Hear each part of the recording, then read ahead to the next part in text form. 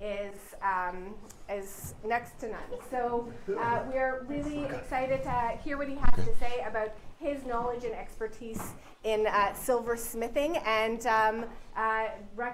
comparing it to historical silver as well. So Ross? And before we start that, I'm just going to explain, when I say that I'm a silversmith, I say that in the traditional way, in that I was trained as a silversmith, in that I create things with tools that I use by hand, almost exclusively, and we're going to talk about some of the techniques that a silversmith use to create objects. So this is different and separate from what we would think as industrialized mass production of silver that has happened, and I'll touch on that briefly. But so I did most of my training in Ireland, and I was very fortunate to work with some exceptional people. What surprised me in the research that I have done in silversmithing is how far back in history that goes and how little it has changed, not in hundreds of years, but thousands of years. Sadly, we'll never know who the geniuses were who pulled this shiny metal out of the ground and started thinking, I'm going to make something out of that, and this is how I'm going to do it. And one of the reasons that we don't know a lot about early silversmithing is that silver is second only to gold in being the most recycled thing in the world. And so a lot of the silver that was made in antiquity is still floating around somewhere, but not in the form that it originally took. We are fortunate in that there is some silver, and we'll be looking at some shortly. And there are not a lot of references to silversmiths in antiquity, but I'll share one with you. And interestingly, it comes from the New Testament, the book of Acts. There's a reference to Demetrius the silversmith. Title, right there, Demetrius the silversmith. And he was working in the first century in the city of Ephesus. And Ephesus was the location of one of the seven wonders of the world. The temple of Artemis was there. And he was a silversmith along with some colleagues who were making souvenirs in silver of the statue of Aphrodite, who the temple was dedicated to. And they were a little disappointed. They were upset. The Christians had been making inroads, and the demand for their silver statues was going down, and there was nearly a riot. And but it's one of the few really early references specifically to a working silversmith. This is the Suso treasure, and this is late Roman, 3rd or 4th century. And to give you an idea, there are 14 pieces here. These are large pieces. And to give you an idea how large one of those salvers is, there's a gentleman holding one of them. I'll come back to him in a moment. Unfortunately, we don't know a great deal about the treasure. We know that it belonged to a man named Suso because his name is engraved on it. There's a reference also engraved on it to an area in Hungary that's now called Lake Balaton. And that was one of the features that helped it return to the country of origin, because sadly, the reason that we don't have a lot of information about it, this was looted. This was looted in the 1970s, and it showed up in London. This gentleman here is the Marquis of Northampton, and he represented a consortium that bought this treasure. It was sold to them as having come from the Lebanon, and with paperwork, and unfortunately that was not true. And they tried to sell it in New York in the 1990s. It was a big court case, and fortunately Hungary has this now, but they had to buy it back, and it was tens of millions of euros. But my point being is, work like this doesn't just occur in a vacuum. This is the work of a workshop of many talented people that built up crafts over generations. And one of the things that I'll be talking on briefly is silver and silversmithing and metalworking has been developed in different cultures in different places all around the world. And in antiquity, they didn't have the ability to transfer information like we do. And so some of these things, these techniques, were cultural. They came from a specific geographic area and have been lost to us. I just want to show you a little highlight of one of the big salvers from the treasure. And if you look at the modeling of this, this is done in a chasing and repoussé technique. And remember, we're talking about 3rd or 4th century. The ability to recreate this kind of silver didn't begin again until the late Renaissance. And so the techniques that these individuals had were very highly skilled. This is another interesting piece of historic silver. This is the Ardagh chalice. This is Irish, dates from the 8th century. And there are, believe it or not, there are over 300 different elements that go into making this cup. You can see here this little boss. This is enameling. We have gold filigree, stones that are set. All around the rim under here are the names of the apostles, very lightly engraved. And this piece is even finished underneath. There are only 2 chalices of this era that are still extant, the Ardagh chalice and the Derryflan chalice. And this was found in 1863 by 2 little boys. And obviously it had been hidden in antiquity and represents just the height of silversmithing in Ireland at that time. So this is another early form of metalworking. This is Etruscan granulation. Although the Etruscans didn't invent this process, they certainly brought it to its height. When the Etruscan culture disappeared, the ability to create pieces using granulation also disappeared. And it wasn't until the early 19th century that in Italy, Fortunato Castellani, who was an expert on early jewelry that was being found in digs in Italy, started reproducing some of this. But even he didn't understand the technology that these people did 2,000 years ago. And it was only in the 20th century, and even today, we're still finding out more and more of how this process was done. Another technique that got lost in antiquity was the creation of these ribbon torques. These are Celtic.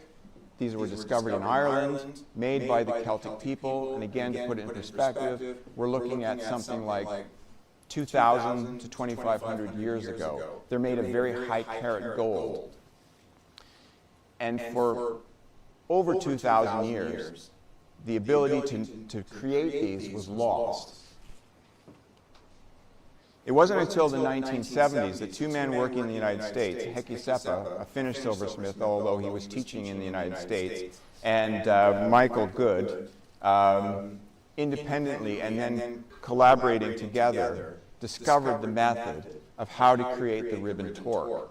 This is one of Michael's modern interpretations of the ribbon torque. As you can see over here, there's another little book, Unlocking the Secrets of the Ribbon Torque. And it was Brian Clark, an Irish silversmith, who discovered how the Celts did it.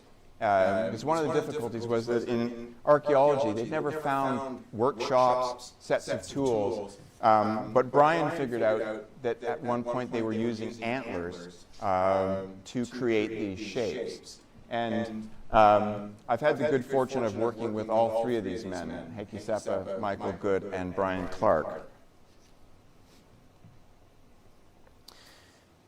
There are some basic techniques used in silversmithing now and centuries ago, and these are sinking, raising, forging, and casting. And in the sinking technique, this was probably the very first technique that those early silversmiths used to create volume in a piece of metal. And it's simply by placing, whoops, sorry, I'll get back there. I'll get it right. Simply placing a flat disc over a hollow in a stump and applying pressure with a hammer, you start to stretch the metal. So sinking is a stretching process. Think of it as blowing a bubble with bubble gum. You're introducing force bubble gum, it's air, we're using a hammer here, but the material is getting thinner, and through that you create volume. And like the bubble gum, if you push this too far, it'll break. And here it is, just a few steps along. So this is a technique that's very good for shallow vessels. The raising technique is the opposite. You work on the outside of the piece, and you are compressing the metal, and you hit the metal just above where it's contacting the stake and pushing it down the stake. And this allows you to make much larger, taller vessels. You're compressing the metal, and it is raising up from the flat disc. Here's a silversmith's workshop. This one was engraved in 1576, and I'll just take you on a little tour of the workshop because there are things here that I recognize, and silversmiths from this era coming into my shop would recognize immediately. You see here there's a window. Of course, there was no electric lighting, and so natural lighting was very important.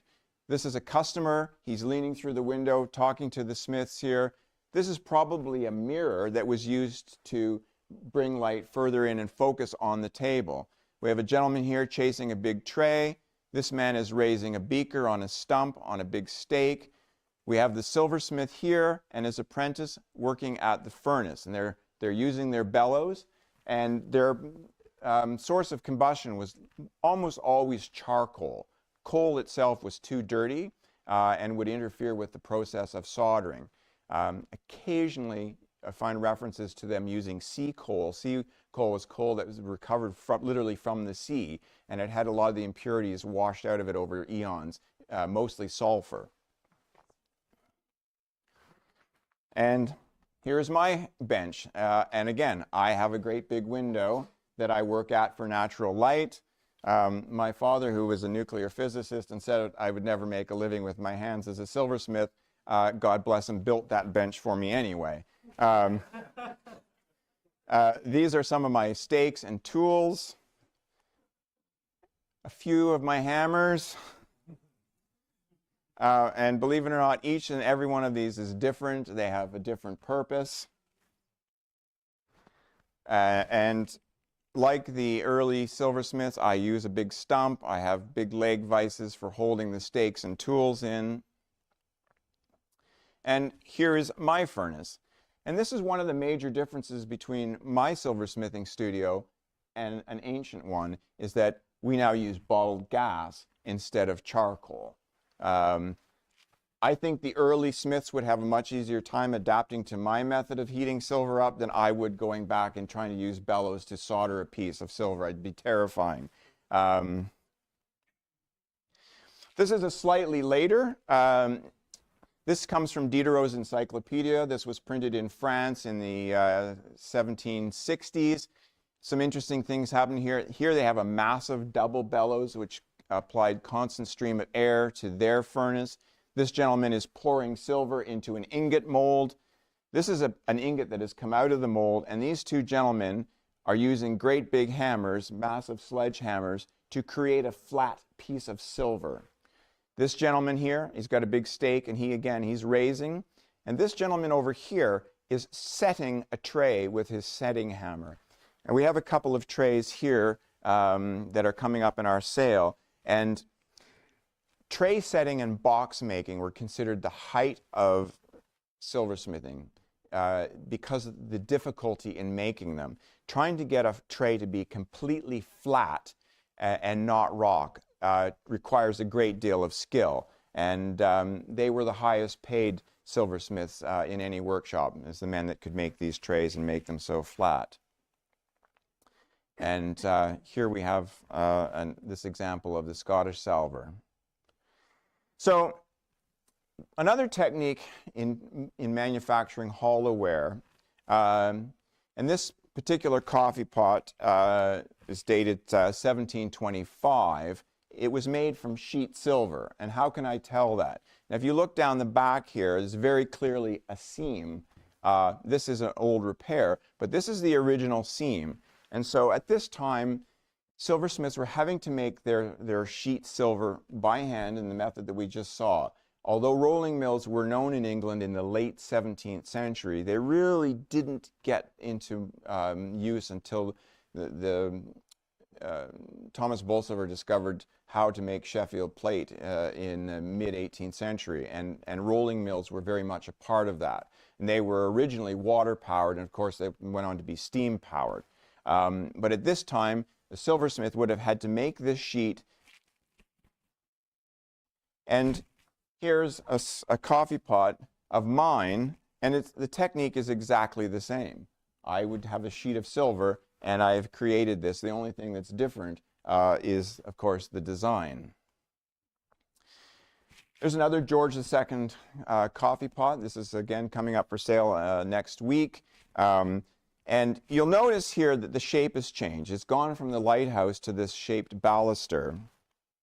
But it's still made from a seamed sheet. Here is the seam here, and there is the bottom soldered in. And after this piece was created in a cone and the bottom soldered on, it was then raised. So instead of just wrapping it around and finishing the shape, it was raised on a stake to create the baluster shape. And this is just gives you a layout of how a cone development or cone projection works. And this is a cone being soldered together on the hearth. This is flux, and this is solder that's been applied to close up the seam. And this is how one of these cones gets raised. There is the map showing the final shape, and it's been very carefully measured out so that this will look like that when it's compressed. And again, raising, compressing. This is being pushed in on itself, and the silver is actually getting thicker. And these are various different shapes of cones that I have made, and these have all been raised. This would have been a very sharp cone, slightly sharp cone. This was a preliminary piece for the bottom of a chalice, and I was doing a series of lighthouse coffee pots in which these panels were raised into the piece, and that would have started off as a round, slightly tapered cone. I don't want you to get the impression that silversmiths were making everything out of flat sheet.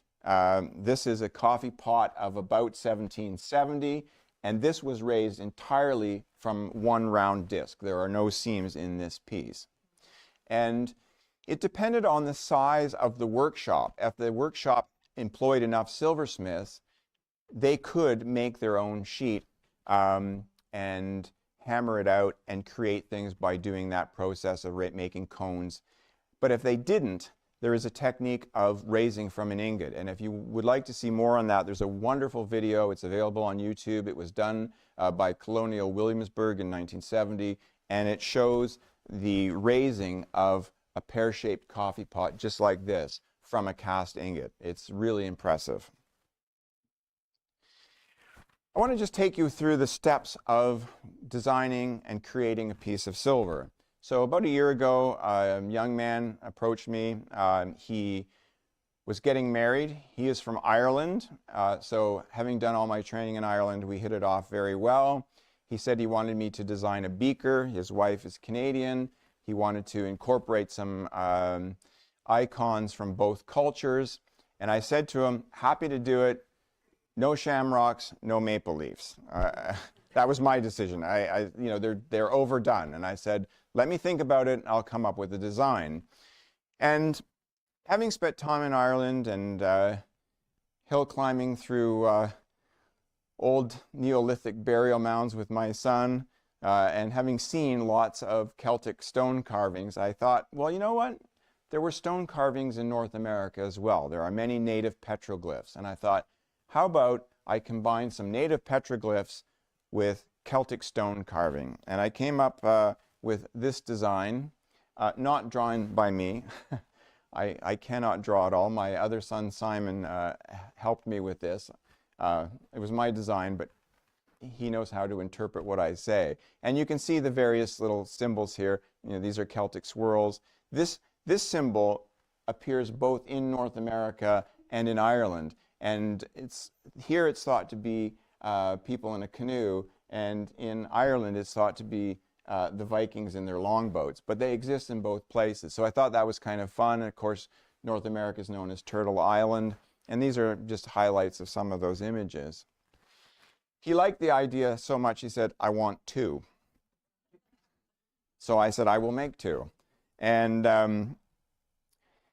this is how the process begins.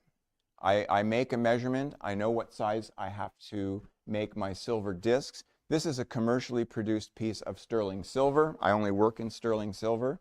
And after the discs are cut out, they are heated in a process called annealing. Silver, like any other metal, gets hard when you hit it. And so the process of annealing has to take place fairly regularly. To begin, I sunk these a few times to give myself some volume. And you can see that I've drawn lines on the inside of the piece. And if you look in my other photographs, you'll see the lines are going to be on the outside, because that's when I was raising. But I'm doing this very methodically. I'm following these lines. I'm stretching the metal just to give myself some volume to start with. And then I switch to the raising process, and you can see that now the lines on the outside, all of them are drawn from a center punch, and that's my point of reference for the entire piece. I mark the disc when it's still flat, and all my measurements are taken from that. And here they are a little further along, and you can see here they're almost the finished shape. And here they are now. They've been completely raised, and the outside has been planished. So that's a process of using various hammers to hammer around the surface and make it as flat as I possibly can. And because the design called for this to look like stone, I needed to use this material. This is red pitch. This is made from tree pine. There are different kinds of pitch. There's a black pitch that's petroleum based. It's very hard. This is a more forgiving kind of pitch. And it's used in the process of chasing and repoussé. Here's a piece. This is this little barn owl here. And the back of it has been filled with pitch so that it can be hammered on, and the pitch supports the piece of silver, and it won't collapse on you while you're working on it. So here is my beaker. It's now full of pitch. I've got this rod inside so that I can put it in a vise and work on it. And what I'm doing now is I'm doing very heavy chasing. And there's my pattern and my design, and I'm hammering using chasing tools, creating this surface. But chasing can be not only spatial, but totally just on a surface treatment. And chasing is different from engraving. In engraving, metal is removed from a piece, whereas in chasing, it's just in the surface of the piece, and you don't lose any material. You don't lose any silver. It's a very time-consuming process, filling a volume of pitch into something like this. Working on it, it gets hard. You have to melt the pitch out, anneal it, put the pitch back in again. It's not a very popular technique in use anymore. And there's one of the beakers finished, Celtic swirl, and with its base added to look like the stone. I've spoken about the process, and if you watch this, this is the magic happening in a stop-action little video. This is not the same beaker. This was a beaker that I was asked to reproduce that had been in a family since the 17th century, and every time somebody was born, they engraved their name on it, and they'd run out of space. So I was making an identical copy exactly the same way so that they could carry on the tradition.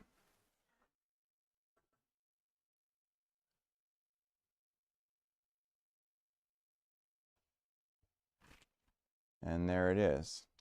Again, from Diderot's encyclopedia, we're going to start talking a little bit about casting now. Casting is, again, an ancient technique that has been in use for millennia. The first casting was done into molds that were only 1/2. They would carve something into a stone and pour the liquid metal, either silver or gold, into that to create an object. Sand casting was the next technique to come along, and it involved a two-part mold made around an original model. And here Diderot is showing us a typical 18th century candlestick. Here it is completed. This is the base, of course, and the two halves. This is the base set inside a casting frame. This is where the molten metal would be poured into. And this is what sand casting looks like. This is a bit on a smaller scale. This material is actually called Delft clay. I use this all the time in casting. The process is exactly the same as sand casting, but the Delft clay particles are much finer and you get a much sharper detail. And this shows you the negative space that's created from the positive. And when you're ready to pour, you need two holes. This is where the molten metal gets poured into, and this is where the air escapes. If you don't have somewhere for the air to go, the metal will go in and freeze. It will jam up inside the mold. And here's a typical pair, or two different 18th century English candlesticks. This one's about 1741. This is a slightly earlier taper stick, about 1737. And they were made exactly in the technique that we were looking at in Diderot's encyclopedia. So these are made from three parts: the base, and it didn't matter size, base, and the two halves. And we can clearly see that they are made in halves because there is the solder seam at the knob and then up on the sconce near the top. And one thing that you always find on English candlesticks of this period that are cast is this on the bottom. And you can see it's very round and there are concentric lines. And that comes from being set on a lathe. To make the casting flow, you wanted it fairly thick where the metal was being poured into. And to cut down on the cost, after the candlestick was finished being constructed, it would be set on a lathe and the excess metal was turned out and recovered. And so this is something that you want to look for in a cast candlestick of that period. I'm just going to go back to the seam. This is something very important to look for in an 18th century English cast candlestick. In all the years that I've been doing this, cast candlesticks are the things that I've seen that have been faked the most. And they're done in modern one-part or two-part molds, often rubber, and then they are done in a lost wax casting. But what they don't ever have is a seam and the turnout on the bottom. So that is a good thing to look for in an English 18th century candlestick. The next process I'm going to talk about is forging. Forging is the stretching or compressing of a piece of metal. It can be done in silver both hot or cold. Blacksmithing, they do forging all the time. They have to do it hot, red hot. We can do either. But you start with an ingot and begin using a narrow-faced hammer to stretch the material in the direction you want. Here's the next stage, showing the spoon area stretched out and a little bit at the finial. And here, the metal is being compressed using the same kind of hammer down. It's thickening the stem. This is going to be a rat tail spoon. You can see that this has been left the original thickness so that that part can be put in a swage block later to make a very sharp rat tail. And in the final process is to set the bowl with a steel punch, and this would be a block of lead. And this shows you the steps from ingot to finished piece. And this is a sample that I did when I was teaching. This is, of course, a seal top spoon. This is made exactly as they were in the 17th century. So the whole spoon was forged from an ingot, but the finial was a casting, and they were always applied as a separate piece. And that would have been a sand casting in the method that we just saw. This is a forged flatware set I made a year ago for my son and beautiful daughter-in-law for their wedding. It comprised 42 pieces. Each and every piece, except the knives, started as an ingot that I cast and forged out each piece. And so 2 sizes of forks, 2 sizes of spoon, and the knife, which we'll talk about in a minute. And as far as I know, this is the only set of flatware that's been forged in Canada for a very long time. I know of other sets that have been made, but they were fabricated in that the pieces were made partially and soldered together. And this was made in the traditional method. This shows you a slightly more advanced way of making flatware, in that still hand forged, hand forged, hand forged. Obviously a pattern. This is Coburg pattern, and this is stamped in a 2-part die stamp. There is one company that I know of in the United States that still makes flatware like this. And nobody in Canada has the ability to do this kind of work anymore. It takes massive presses to create that. And here is a flatware die. This is only 1/2 showing the item. And this is carved by hand into a steel block. So the men that did this die sinking were incredibly good at what they did, because it took 4 dies for each piece of flatware. There was a blanking die to create the shape. There was a forming die then to take that flat piece and form it into the flatware. There was a patterning die to stamp the pattern into it, and then a slitting die that would take the excess material from around the stamping. And each of them had to be exact to the micromillimeter. And they were all done by hand. The last company that did this in Canada was Heritage Silversmiths in Perth, Ontario. They went out of business about 20 years ago. I was at the sale of the plant, and they had pattern dies for 1,200 different types of flatware. Those are all cars and bridges now. It was all sold for scrap steel, and it will never be seen in this country again. Die stamping, 2-part die stamping, is actually ancient technology, which brings me back to what I said at the beginning. The technology of silversmiths has been around for a very long time. Yes, some of it's been adapted to industry to create things in a much quicker, faster, cheaper way. This is a 2-part iron die carved out of the iron with 2 faces. This is Roman for making coins. And we know that this technology was developed in the Lydian culture. In about the 4th century BC, they created the first minted coin. It was called a stater or stater, and it's acknowledged as being the first minted coin. And it was quickly adopted by other countries and cultures as a medium of trade. But that technology of creating that 2-part die goes back hundreds and hundreds of years. This is an advertisement that appeared in a newspaper in Halifax, Nova Scotia in the 2nd quarter of the 19th century. It's an advertisement by the silversmith Peter Nordbeck. He's proudly saying that he now has this fly press and is able to produce King's pattern flatware, a very popular design of the early 19th century. And the fly press was used to stamp these patterns using the double die stamp process. And I just want to show you, here is an early piece of Canadian King's pattern. This is an English version of about the same vintage.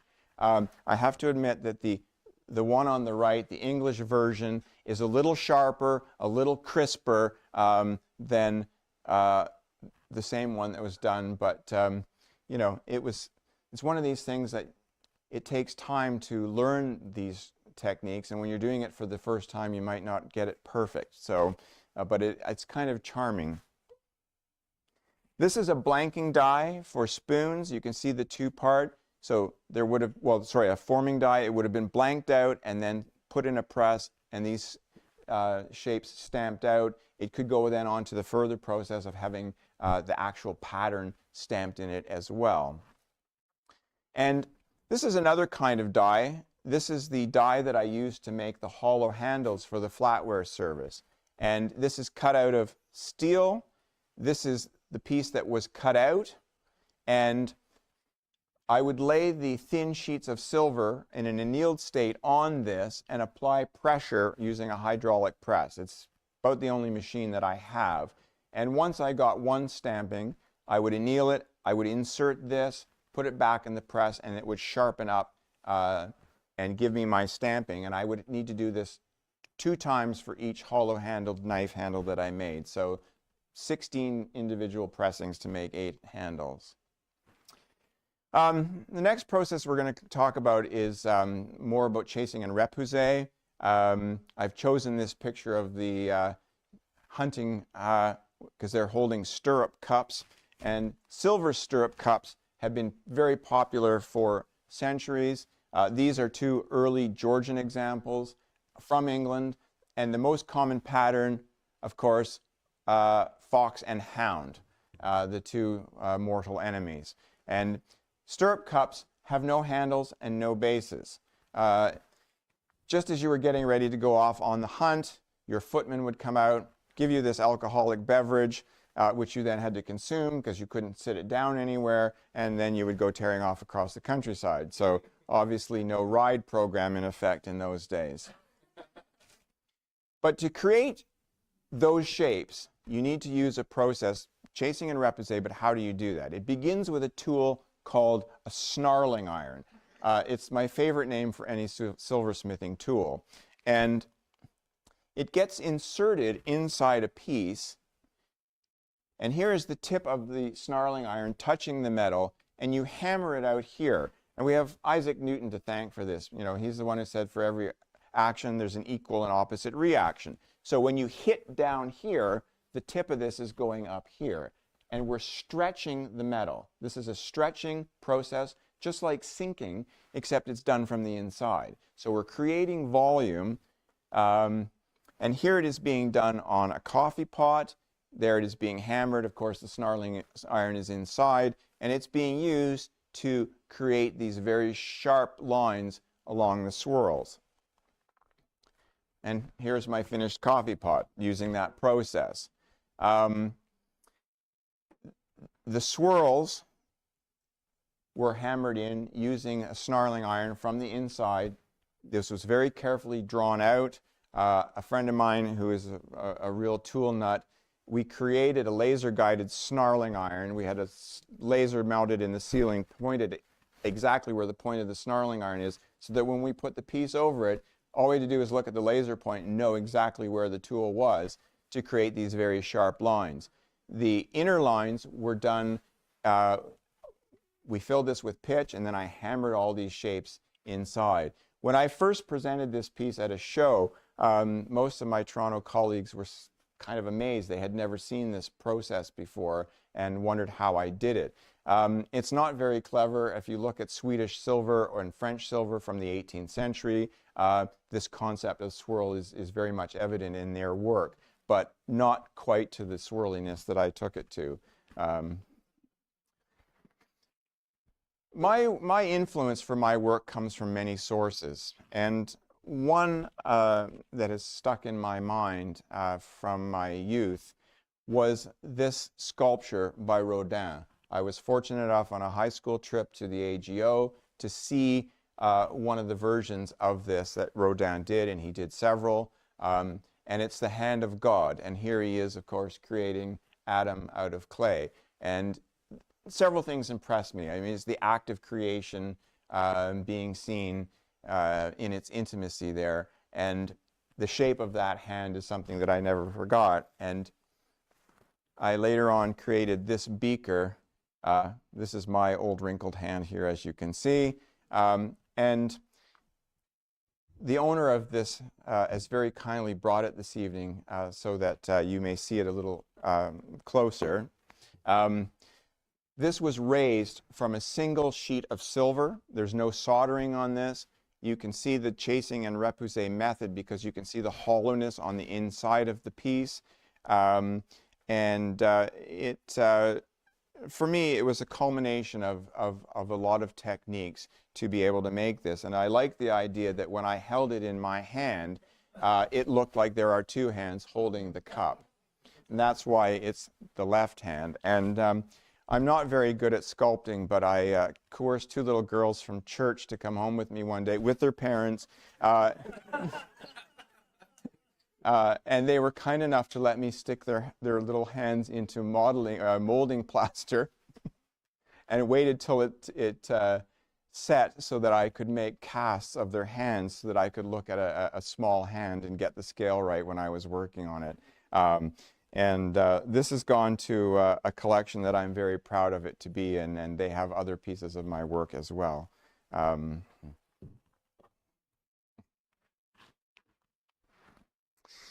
Another recent piece, 2022, I was asked to make a maritime-themed snuffer tray. And what could be more maritime than a lighthouse and a whale? And again, this is some of the process that I go through. So here I am just modeling in clay the flukes of the whale's tail. And this was to go from a drawing to get the proportions kind of right. And to create that, I created out of wood because I only had to do this once. If I was making a die, a negative die like I did for the knives, I had to use steel because I was using it over and over again. But for this process, it was a one-off. So I cut this out of wood and pressed.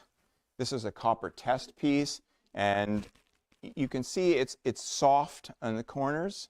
And so this would have been put in pitch and tightened up in the silver to make it sharper. And of course, this is hollow on the back. And here is the body of the little lighthouse. Here are some of the rocks of the shoreline and the ocean drawn in there. And here is the water being created, this piece of sterling silver set in pitch. And what I want you to look at is this has been chased already from the back. Just these little narrow lines.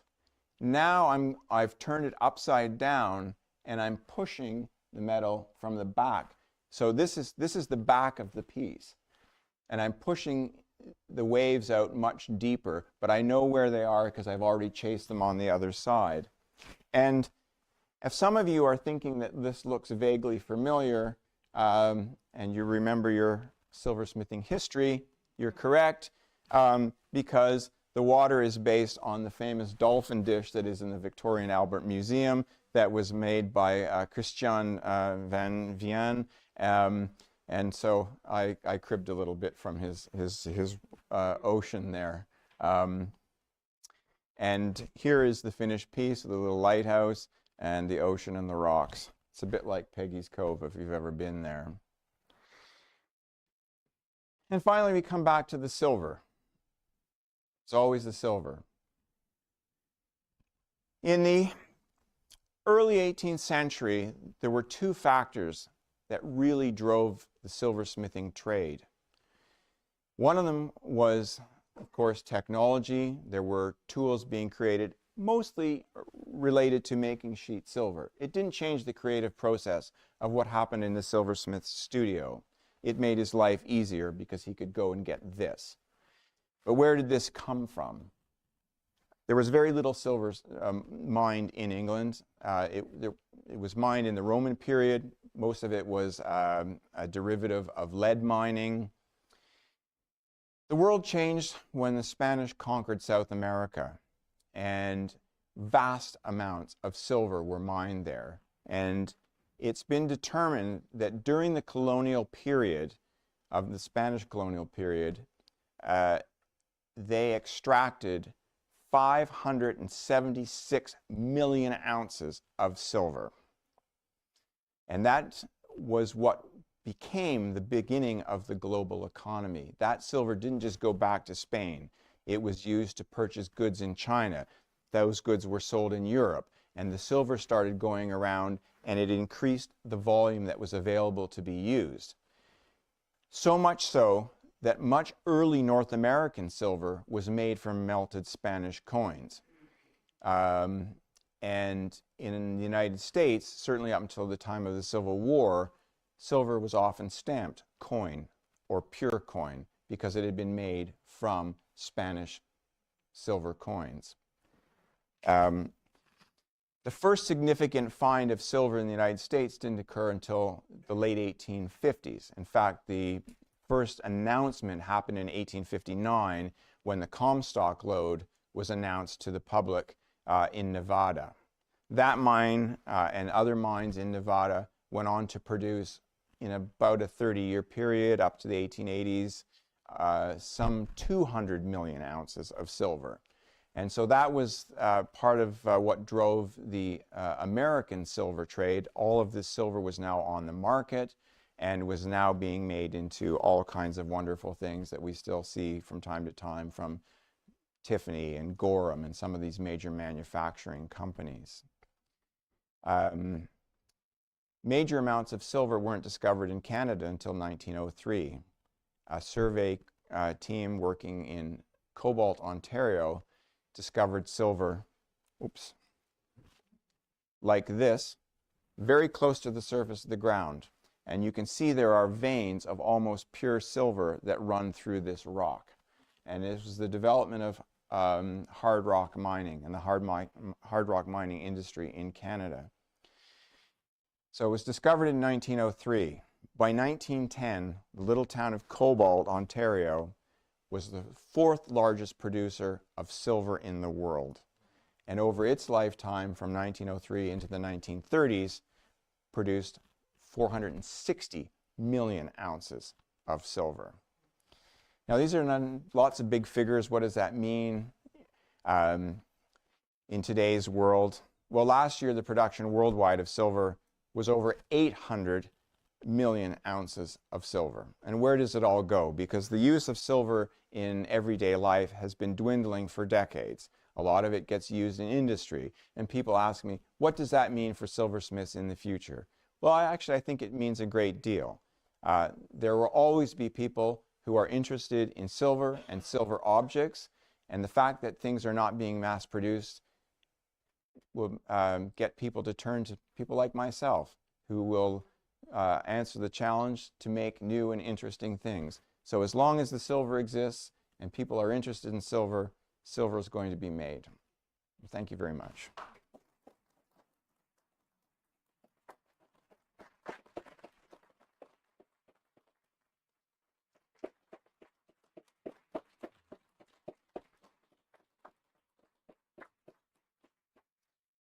I am going to throw the floor open to questions. If you have any specific questions, anything from the lecture, anything about silver, anything about our upcoming sale, I'm happy to take questions now. Yes, Dan. Why Ireland? Because there was a strong tradition of silversmithing and always has been in Ireland, and I wanted to learn properly the traditional ways of making silver. I tried taking some college courses here in Canada. The level of instruction was not very good, and I came across a gentleman offering very intensive workshops in Ireland and jumped at it. Next, yes? How many hours went into the fabrication of the beakers? Good question. So the question was, if you hadn't heard, how many hours went into making those two beakers? I worked at both of them exactly at the same time. I would bring each cup up to the same level, and it took approximately 2 weeks, start to finish, to make both of those. Yes? When you create a piece, do you put a silver mark on it? Yes, thank you. Very good question. I do. We don't have a hallmarking or assaying office in Canada like they do in the UK. We never have had.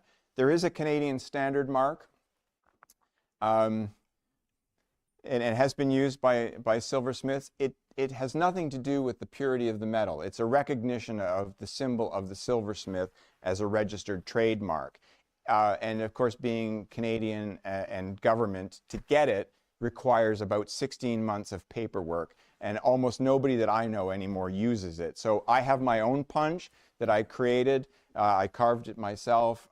It's my initials, and I have one that says Sterling. I have a few various punches that say handmade, sterling, forged, things like that. Yes? Talk a bit about the pieces that are on the table there. Certainly. So I'll start on the outside. We have two of these silver trays. These were made in London in 1784. I wanted to show these for the reason that they're very flat, and the technique to create this is very, very precise. The metal is actually sunk from the top first to create the volume, and so you try not to work the center at all, because if you stretch the center, it's going to bulge, and trying to get it flat again is almost a nightmare. So this is a real height of silversmithing. Actually, it's fairly simple in terms of manufacture. You have 4 cast feet, 1 piece of metal, and 2 bead edges soldered on. So that part's not complicated at all, but it's the process of keeping that flat. And there are very special hammers used for setting and making trays. The big one in the center is Scottish. It dates from 1839. It was made in Edinburgh. It's got the coat of arms of the Douglas of Maine's family. I believe it was related to the 18th Douglas of Maine's. He became that in 1838, and so I think this was made to commemorate that. He had an older brother who had the title, but his brother inherited another title which forbade him from having 2 titles at the same time. Very rare instance where the spare got the title or a title as well. So the 4 candlesticks represent a technological innovation. These are London, 1770, and these are made in sections, and they're pressed. So these would have been created from a die stamp on the base, and the center section would have been made of 2 or 3 pieces. If you're interested in seeing a really wonderful video on die sinking, there is one on YouTube. It's the company is in Birmingham. It's called J.W. Evans. They went out of business in 2008, and they were manufacturing silversmiths. So they didn't sell silver to the public. They never even had a hallmark. They sold to other people, but they made the silver. And in this video, they show very clearly the die stamping process that would have gone on for this. And when they went out of business in 2008, they had dies for making 15,000 different objects. The bowl in the center is a wonderful piece of silversmithing. It was made by a lady silversmith, early part of the 20th century, early 1900s. It's an excellent example of arts and crafts. This is made from a single piece of silver. It would have been raised from a flat sheet, and then using the chasing and repoussé method, so snarling iron inside to create volume, fill the whole thing with pitch, do the fine chasing on the outside. Again, wonderful thing what you could do with a single piece of silver. Yes, that's a very good question. There were very few working women silversmiths. About 30 years ago, there was a book written called Women Silversmiths. It was edited by Philippa Glanville, who was then the keeper of metalwork at the Victoria and Albert Museum. And there was a process in England whereby the widow of a working silversmith could take over his business and use her own initials. And a lot of people gravitated, and feminism was on the rise, and look, there are women silversmiths. They were really business people. Very few of them got to work in the shops because at that time the apprentice system was in place. You had to start working when you were 14 years old, and you spent 7 years learning your craft of silversmithing. I know one indentured apprentice silversmith who is still alive. And I've seen his indenture papers and what he had to sign when he was a kid coming out of school in England, and he's been working in Ireland. But to answer your question, there were very few lady silversmiths, women silversmiths, and these were closed unions, and they weren't too keen to invite outsiders, and to get into the group was pretty difficult. There was a well-known Canadian silversmith. I'll share this story because she's shared it publicly. Lois Betteridge, now passed away, had gone to England because her husband was working there. This is in the 1950s. She'd already graduated, was silversmithing, went to Goldsmiths Hall, brought some of the pieces with her to meet, the head of the Goldsmiths Hall in London. And he said, yes, do you have any children? Yes. Well, isn't that nice? Thank you very much for coming. And that was the wrong thing to say to Lois. And she came back to Canada and had a very strong and profound influence on silversmithing here. Yes, at the back.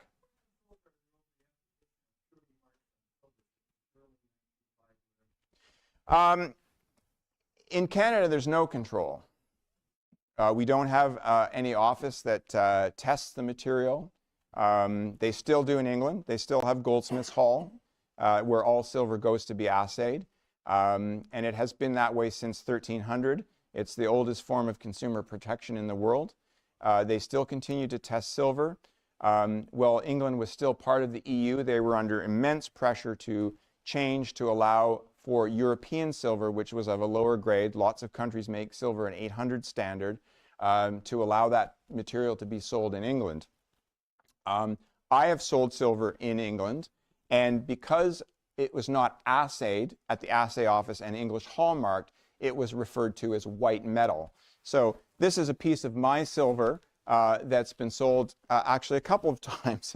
It first went through a sale in Bonhams and was purchased by somebody there, and last year turned up at Woolley and Wallace and was purchased by an astute buyer here in Toronto, who's brought it to lend grace to our table tonight. There are still very strict rules in England, and you can assay silver from 800 right up to 999, and they no longer make you work to the sterling standard. You can use any standard. It will only have the lion passant on it if it is sterling 925. Anything else will be designated by a 3-digit numerical number. Just on another note of this little sauce boat, this is a design that I designed when my children were very small. We typically had pancakes for breakfast on the weekend, and if you pick up an old traditional sauce boat, particularly if you're a small child and the handle's at the end, it goes like this. So I designed our sauce boats, no matter if they were empty or full, the balance point was always in the middle, so that small hands could easily use. Everyone's children had a silver sauce boat when they grew up, didn't they? Gentlemen on the aisle there, please. The sailor knows the unfortunate story and predicament of the Jean Valjean, who stole the two. The candlesticks, yes. Les Miserables. Will be kind to elaborate slightly on the aspect, the side of the creativity and artistic accomplishments of the silversmiths, on the unfortunately aspect of the marketing cost of silver itself. Only for the last 40 years, we've seen a swing from about $2.50 an ounce of US, when the Canadian dollar was almost on par, practically, to the current price of about $30 Canadian per ounce.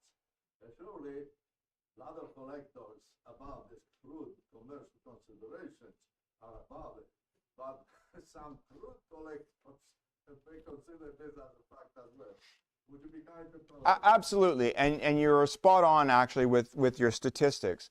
The swings that we have seen have been mostly contained in the 20th century and now the 21st century. Silver was almost the same value up until the mid-18th century.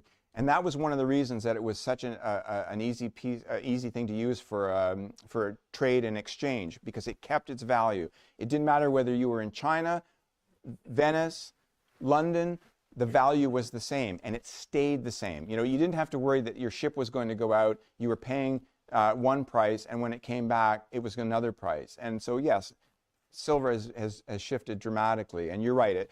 During the Depression in North America, silver was at an all-time low in the $250 range. When I started silversmithing, silver was $7 an ounce.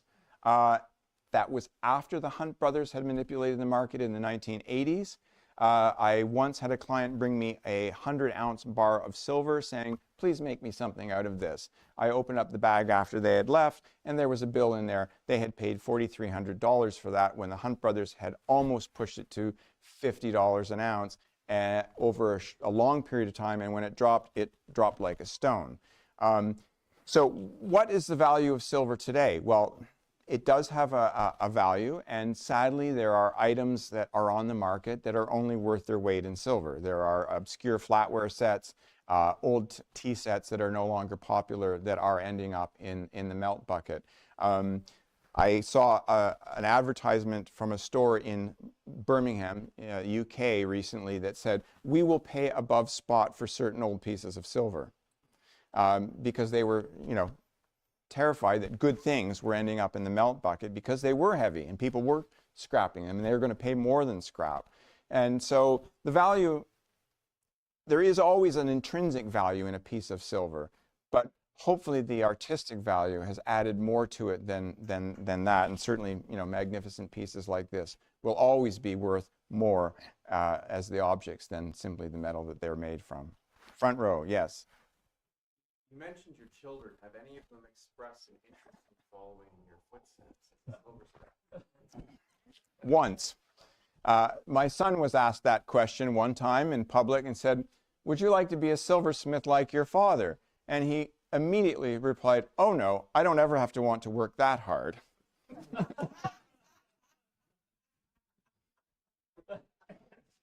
That is my son, by the way, and I didn't plant that question, but it is a funny story. Yes. Yes. So this is an armorial from the original owner showing their coat of arms. This is a full armorial. Unfortunately, there is no motto. It's very hard to research these to find out who the family is without having a motto. There are dictionaries of heraldic mottos and crests that we can look up. But without that motto to start the process, it's very difficult. But that's another nice feature, that these are the original armorials. And often when you see a piece of silver, like on the candlesticks, there is a tiny crest engraved in the candlestick. So the crest is only part of a full armorial of arms. And so this would have most likely been a marriage present, combining the two young people and their heraldic background shown here plainly. This is who we are and where we have come from. So, yes? It was about the content of silver in 1905, 1999, whatever. What other material goes into the process? Well, even the ancients discovered very quickly that using pure silver, the silver would not wear well. And so it would be alloyed with mostly copper. So when we talk about 925, that's 925 parts per thousand. And the other 75 parts would mostly be copper, but there would be other trace elements. The Romans were fortunate enough that they had a naturally occurring alloy called electrum, which is silver and gold. And that created a very strong alloy for them to work. It has been the tradition of different countries to have different levels of silver. I've said that a lot of European countries had 800 silver, so the other 20% would be copper. France always worked to a fairly high standard. Their first standard is 950, so higher than sterling standard. From 1697 to 1720, in order to stop silversmiths from melting English coins, the English Parliament decreed that they had to use a new standard, which was called the Britannia standard, and they raised it above sterling standard to stop the silversmiths from melting coins, and it was raised to 958. But it was only mandatory till 1720. You could continue to make silver in Britannia Standard, and you still find it today in Britannia Standard. It's not common, but it's out there. It's very soft. And in the United States, most companies switched from coin silver after the Civil War to the sterling silver standard.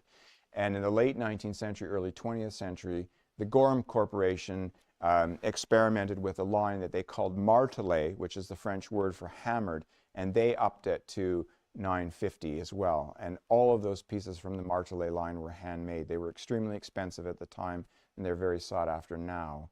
A little anecdote of, I had told you about the silver from the Comstock mine. Well, the owners of that mine sent over a ton of silver to Tiffany's in New York and said, make us a silver service.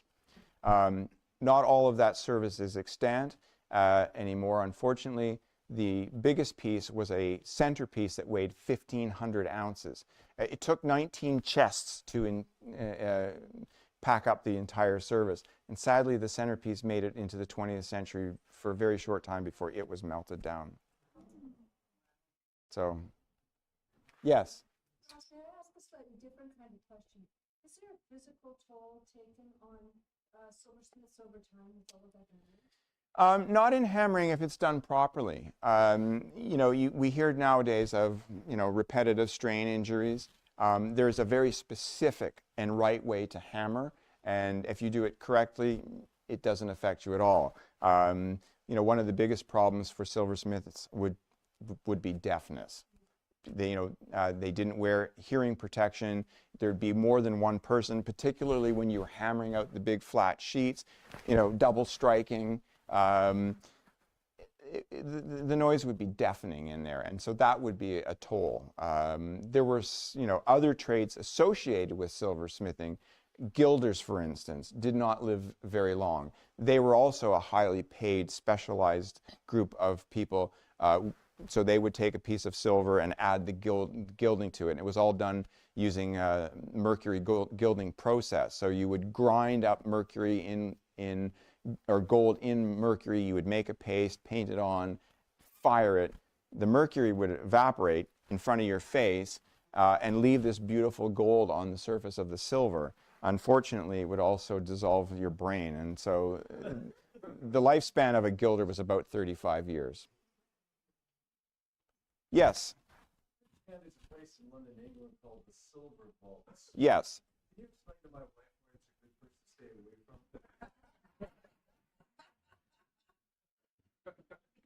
from? Well, the silver vaults are a bit like any other place. It would be like going to the Champs-Élysées and going past all the Parisian handbag stores. It's probably one of the most expensive places in the world to buy silver. They have a wonderful selection. You will see things there you will never see anywhere else, and it's all right there. So if you have deep pockets, you can go to the silver vaults. So, yes. Come and see a poor silversmith like me. I'd be happy to make you something much cheaper. Sorry, much less expensive. Any other questions? I believe there's still food and drink. We're still open for preview. There's lots of wonderful silver here to see. And yes, and if you brought something and you would like to show those to me, I'll stay up here and you can come up and see me one at a time. So again, thank you. Please enjoy.